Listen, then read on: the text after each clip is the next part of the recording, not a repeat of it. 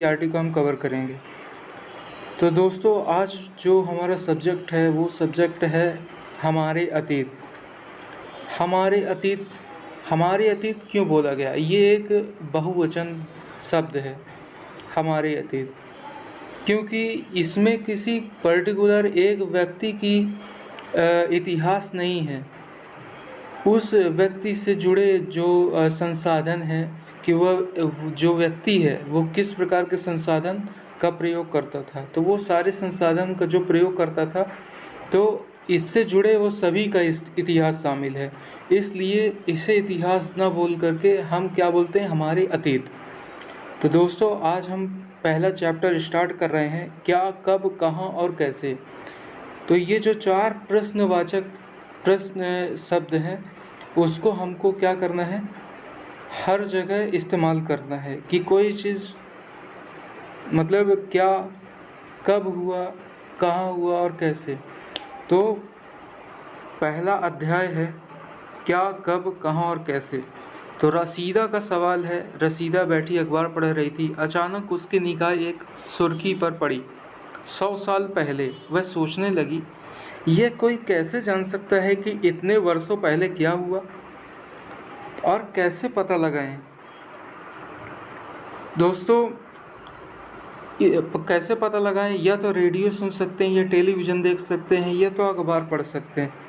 लेकिन जो हज़ारों साल पहले का इतिहास है, लाखों साल पहले का इतिहास है, उस इतिहास को हम कैसे जान सकते हैं? आखिर उसके पीछे कौन कौन से संसाधन हैं, कौन कौन से ऐसे संसाधन हैं जिससे हम जान सकते हैं?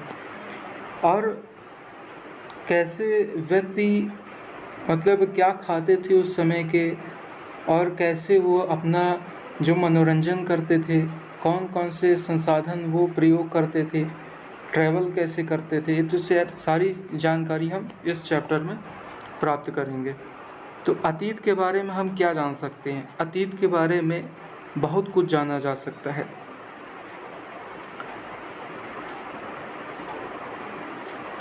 जैसे लोग क्या खाते थे, कैसे कपड़े पहनते थे और किस तरह के घरों में रहते थे। हम आखेटक यानी शिकारी, पशुपालक, कृषकों, शासकों, व्यापारियों, पुरोहितों, शिल्पकारों, कलाकारों, संगीतकारों या फिर वैज्ञानिकों के जीवन के बारे में जानकारियाँ हासिल कर सकते हैं। यही नहीं, हम यह भी पता कर सकते हैं कि उस समय बच्चे कौन कौन सा खेल खेलते थे, लोग कहाँ रहते थे। इसमें दिया हुआ है मानचित्र 1 में पता लगाइए नर्मदा नदी का पता लगाओ। नर्मदा नदी। दोस्तों आप हमें बताइए कि किसी व्यक्ति के लिए जिंदा रहने के लिए सबसे ज़रूरी वस्तु क्या है? जी हाँ, पानी। किसी व्यक्ति के लिए पानी सबसे ज़्यादा ज़रूरी है, उसके बाद खाना, जो भी खाए हो। तो दोस्तों हम कैसे मतलब किस जगह में बसे हैं, ये सारी चीज़ें। तो कई लाख वर्ष पहले से लोग नदी के तट पर रहते थे। कहाँ रहते थे? नदी के तट पर। यहाँ रहने वाले आरंभिक लोगों में कुछ कुशल संग्राहक थे जो आसपास के जंगलों की विशाल संपदा से परिचित थे। अपने भोजन के लिए वे जड़ों, फलों, जंगल के अन्य उत्पादों का यहीं से संग्रह किया करते थे।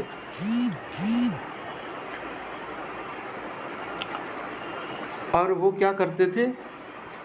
जानवरों का आखेट यानी कि शिकार करते थे। आखेटक यानी शिकारी, ठीक। फिर क्या है?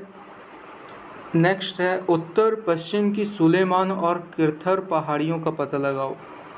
क्योंकि सुलेमान और किरथर पहाड़ियाँ ऐसे क्षेत्र हैं जहाँ 8000 वर्ष पूर्व स्त्री और पुरुषों ने पहले गेहूं तथा जौ जैसी फसलों को उपजाना आरंभ किया था। यानी कि सुलेमान और किरथर पहाड़ियाँ हैं जहाँ सबसे पहले गेहूं और जौ जैसी फसलों को उपजाना आरंभ किया गया था। और उन्होंने भेड़, बकरी और गाय, बैल जैसे पशुओं को पालतू बनाना शुरू किया। ये लोग गांवों में रहते थे, ठीक। फिर क्या है, उत्तर पूर्व में गारो और मध्य भारत विंध्य पहाड़ियों का पता लगाओ। क्यों? क्योंकि ये कुछ अन्य ऐसे क्षेत्र जहाँ कृषि का विकास हुआ, जहाँ सबसे पहले चावल उपजाया गया।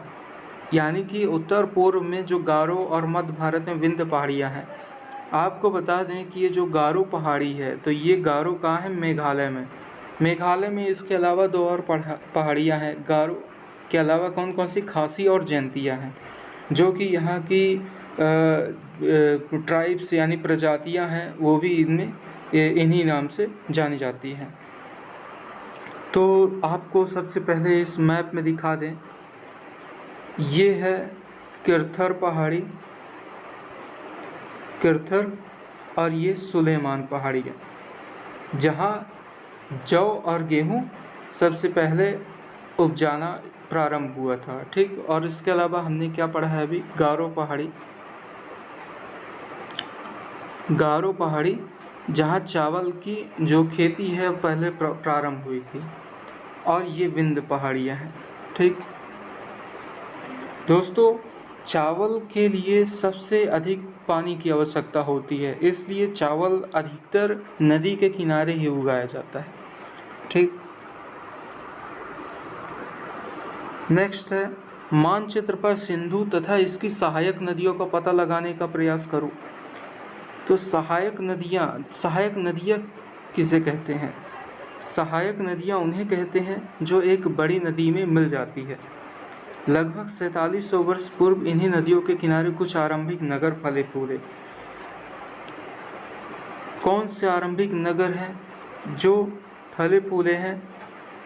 और गंगा व इसकी सहायक नदियों के किनारे समुद्र तटवर्ती इलाकों के में नगरों का विकास हुआ है लगभग 2500 वर्ष पूर्व। तो सिंधु नदी के किनारे, हम सिंधु नदी की बात करते हैं तो हम ये सिंधु नदी है, और इस सिंधु नदी के किनारे जैसे कौन कौन सी? हड़प्पा सभ्यता आपने नाम सुना ही होगा, बहुत ही नामी सभ्यता है, और इसी सिंधु सभ्यता के नाम से भी जाना जाता है क्योंकि यह सिंधु नदी के किनारे बसा हुआ था। और हड़प्पा सभ्यता इसलिए बोलते हैं क्योंकि जो पहला नगर खोज हुई है वो हड़प्पा थी। ठीक, इसलिए हड़प्पा सभ्यता बोलते हैं। फिर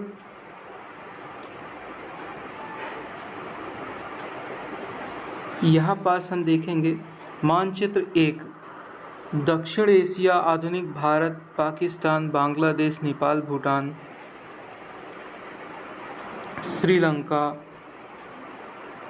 चीन, म्यांमार आदि पड़ोसी देशों को दर्शाते हैं।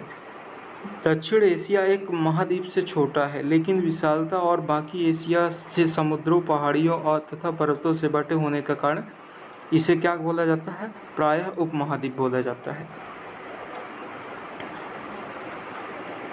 अब इसमें नेक्स्ट क्या है? गंगा तथा इसकी सहायक नदी सोन का पता लगाओ। गंगा के दक्षिण में इन नदियों के आसपास का क्षेत्र प्राचीन में मगध, वर्तमान में बिहार बोला जाता है, बिहार के नाम से जाना जाता है, और इसके शासक बहुत शक्तिशाली हुआ करते थे जो विशाल राज्य की स्थापना किए थे। ठीक ना, देश के अन्य हिस्सों में ऐसे राज्यों की स्थापना की गई थी। लोगों ने सदैव उपमहाद्वीप के एक हिस्से से दूसरे हिस्से तक यात्रा की है। कभी कभी हिमाचल जैसे ऊंचे पर्वतों, पहाड़ियों, रेगिस्तान, नदियों तथा समुद्रों के कारण यात्रा जोखिम भरी होती थी, फिर भी ये यात्रा उनके लिए असंभव नहीं थी। अतः कभी लोग काम की तलाश में तो प्राकृतिक आपदाओं के कारण एक स्थान से दूसरे स्थान जाया करते थे। तो दोस्तों, जो लोग क्या करते थे, किसी भी संसाधन यानी खाने के लिए खाने की तलाश में एक स्थान से दूसरे स्थान क्या करते थे? जाया करते थे। कभी कभी सेनाएं दूसरे क्षेत्र पर विजय हासिल करने के लिए जाया करती थी। तो ये हमको जानना चाहिए कि जो प्राचीन में लोग, जो अतीत में लोग होते थे, वो क्यों मतलब एक स्थान से दूसरे स्थान क्यों जाया करते थे। ठीक है ना, तो इसके पीछे क्या कारण हुआ करते थे, आप इसको पढ़ करके समझें। अब प्राचीन लोगों को तो हमने जान लिया कि लोग क्यों यात्राएं करते थे, लेकिन आज क्यों लोग यात्रा करते हैं और प्राचीन में क्यों लोग यात्रा करते हैं, आप इनके बीच को अंतर को समझिए, ठीक। लेकिन दोनों में एक चीज़ आप कॉमन पाएंगे, वो क्या? खाने की तलाश में। लोग आज भी खाने की तलाश में एक स्थान से दूसरे स्थान जाते हैं, नौकरी की तलाश में। भाई नौकरी क्यों करता है लोग? नौकरी इसलिए करता है ताकि अपना पेट पाल सके, ठीक ना। तो अपना पेट पालने के लिए ही लोग एक स्थान से दूसरे स्थान यात्रा करते थे। फिर देश का नाम हम देखेंगे। अपने देश के लिए प्रायः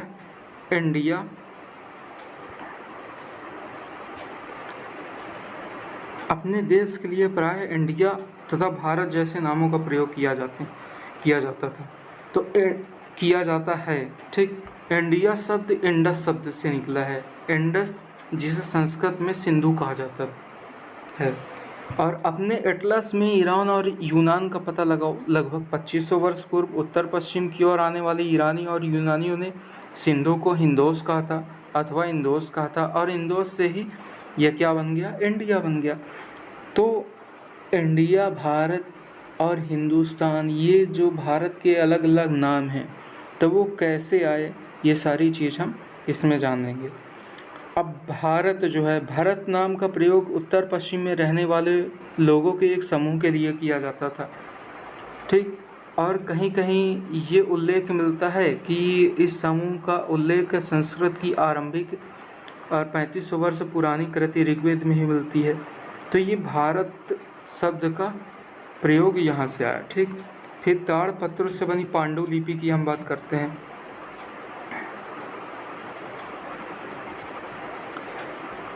तो जो पांडुलिपि होती थी, तो पांडुलिपि कैसे बनती थी? तो इसमें दिया हुआ है कि किसी भी किताब बनाने के लिए ताड़पत्रों को काटकर उनके अलग अलग हिस्सों को एक साथ बांध दिया जाता था। अब ये ताड़पत्र कहाँ से प्राप्त होते थे? तो ये ताड़पत्र प्राप्त होते थे भोर्ज पेड़ की छाल से। एक पांडुलिपि तैयार किया जाता था, ठीक। मतलब कई पांडुलिपि तैयार किए जाते थे, और ये इसका एक उदाहरण के तौर पर दिया हुआ है।